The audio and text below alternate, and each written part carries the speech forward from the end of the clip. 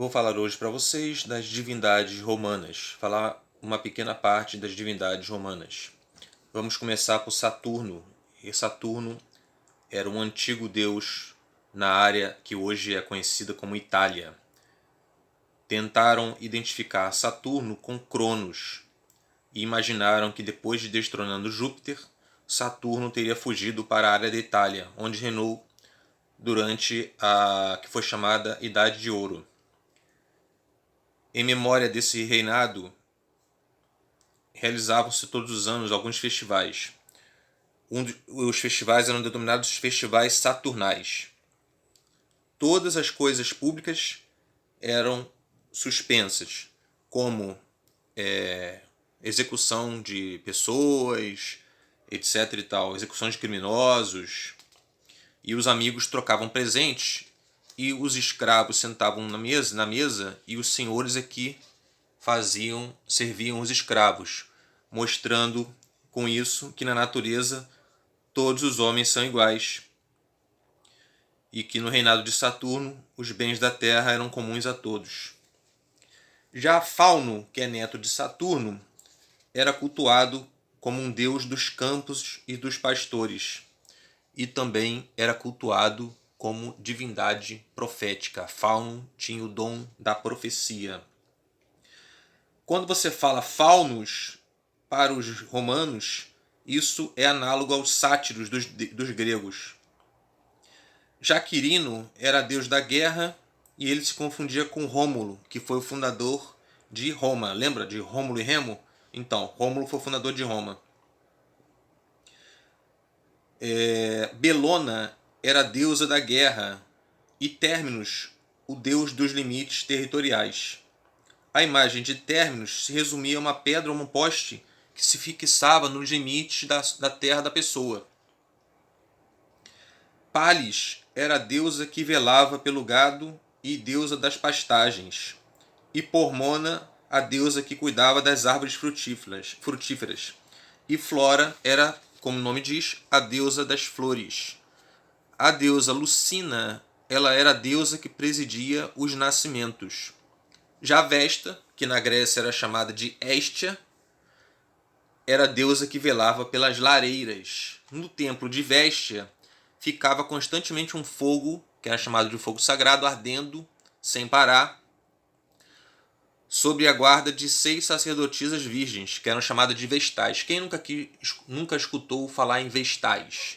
As vestais eram as 6 sacerdotisas virgens que cuidavam desse fogo sagrado que ardia no templo de Vesta. Como se acreditava na época que a salvação da cidade dependia da conservação desse fogo sagrado, a negligência das vestais, se o caso fogo apagasse, né? Se caso o fogo apagasse, as vestais dessem mole, era punida com extrema severidade. E o fogo era aceso de novo através dos raios do sol. Eles colocavam nos raios do sol lá, faziam alguma coisa lá e acendiam o fogo novamente. Caso as vestais dessem mole, deixasse apagar o fogo. Liber era o nome latino de Baco. Mulciber, o nome latino de Vulcano.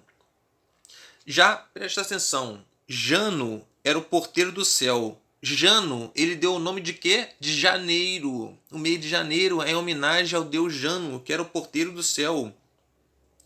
Era ele que abria todo ano o primeiro mês, que até hoje relembra o seu nome. Impressionante o Jano, hein? O Jano era a divindade que era guardiã das portas, era o porteiro. E ele era representado geralmente com 2 cabeças, porque as portas se voltam para 2 lados, né? As portas têm 2 lados. Os templos em Roma de Jano, em homenagem a Jano, eram bem numerosos e em tempo de guerra as portas ficavam abertas. Já em tempo de paz, elas ficavam fechadas. Porém, elas só foram fechadas uma vez em todo o reinado de Roma.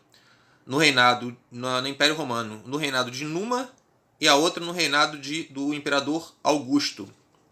Já os Penates, quem leu aí a Cidade Antiga sabe o que é Penate. Eram os deuses que atendiam ao bem-estar e à prosperidade da família.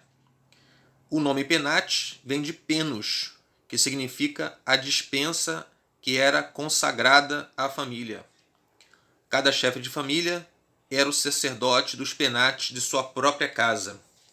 Os lares, que também está lá no livro lá da Cidade Antiga de Fustal de Coulanger, eu indico para todo mundo, livro muito bom.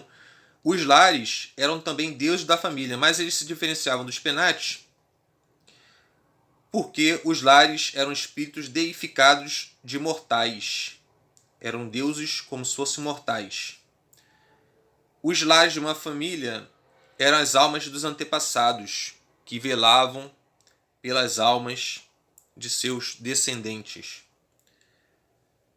Já os termos lêmures e larva correspondiam à nossa expressão fantasma. Veja que coisa interessante, né?